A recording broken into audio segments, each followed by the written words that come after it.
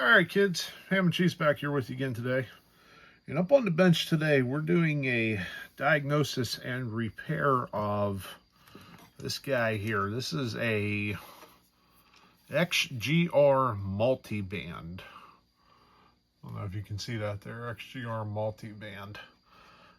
Supposedly weather band, public broadcasting, 2 meters. That's one of the reasons why I picked it up. Does airband, supposedly it says CB radio, but I'm not quite sure what that's about. Analog television and FM. So it's a 6-band radio. Don't know a whole lot about it other than these were popular in England, I guess, is one thing I learned about them. But we got this at the Goodwill for 50 cents, and it was stone dead when we got it. So we finally had a chance to bench it out. And inside, on the edges here, you can see, it had a 6-volt in and an earphone. Now, we've already eliminated all that. This was the culprit that caused the problem right here. This was the 6-volt in. And this guy, when I applied power at 6 volts, you could actually smell this thing getting hot, and you could smell the solder melting. So there's something in the contacts, I don't know if you can see down in there or not, that was causing this. So we've eliminated the external as well. All right, so this is what the board looks like. Gives you an idea. I've already identified parts here.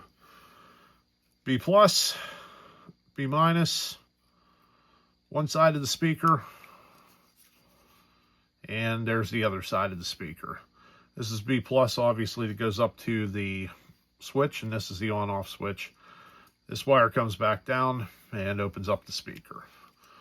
So first thing we're going to do to make the repair today is we're going to put new leads on this thing. So you can see this is very thin wire. I don't know if this is 18 or 20 gauge. It's that cheap strand wire from China. You can see the Chinese markings here as well. So we're going to get that out of the way here. So let's just go ahead and start with that first.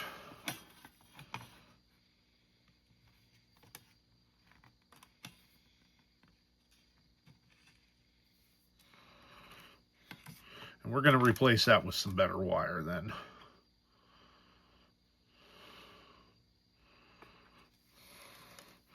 Like so.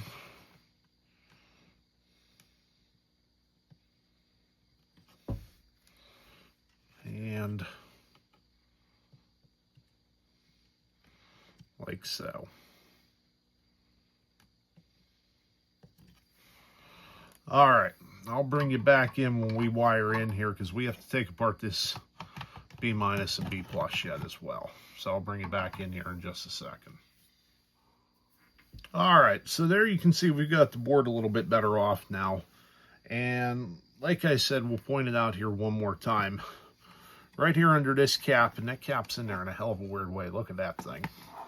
This is the B plus right here on the corner. This is our B minus. This is our first speaker over here in the corner. And this is our other side to the speaker. So these are our 2 speakers here. And again, B plus, B minus. Let's go ahead and get those B plus, B minus out of there next.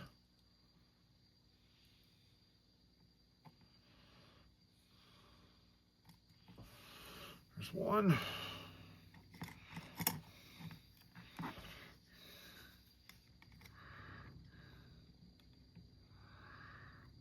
And I'm doing this without the helping hands to show you that if you don't have a set, you can do this just the same yourself. And there's 2. Okay. All right. This next part here, we're going to go ahead and set the wires first for the B plus and the B minus. And to do that, we're going to use some of this guy here. I know it's a bit of overkill, but it's going to work out real nice. This 18 gauge zip cord here. Link for that, by the way, will be in the description for Amazon. This is pretty good stuff I picked up. I think it was like, I don't know, 12 or 13 bucks or something for 100 feet. So not a bad set. But being that it's Chinesium, it's made in China, what the hell, why not, right?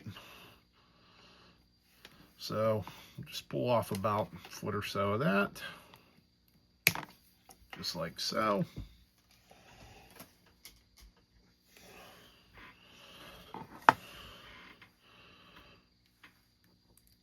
And we're going to keep these wires together, so we'll spread them apart. But we're going to keep them tied together here. Like I said, I know that's overkill on the wire size, and I know that's overkill on the wire length, but I want to get it right the first time. Alright, so we've got this thing all wired back together now. And what we've done is we've gone ahead and set up our battery eliminator here. And if you've not seen this yet, which you probably haven't, this is the M&G's battery eliminator. Very simple. All it is a set of power poles down to a set of test leads using this DC to DC buck converter. Instead of using battery packs or any of that other happy jazz, we just use this, and then that little guy right there gets turned to what we need it to. Now right now we have it set to 6 volts, so let's go ahead and power it up. You're going to see a little light come on right there in just a second. And let's go ahead and fire it up. And if we can hit the hole. Who can't hit the hole? M&G's apparently can't hit the hole. Nah, I'm just messing with you. All right, let's see if we got this thing working. So we'll power on. And we've got power. Good. And speaker works. Excellent. All right. Since we don't have an antenna for it, I've just gone ahead and put a clip lead on here. And we'll use, we got a GE Super 2 sitting here. We'll just tie onto it real quick for a little bit more. Let's see if we can't get something out of this. Right now I have it in AM.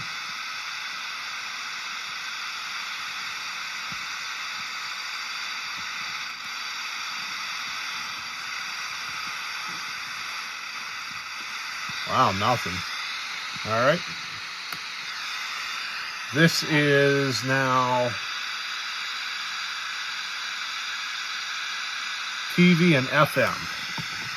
So let's see if we can get something on the FM. We have a transmitter pretty close to us.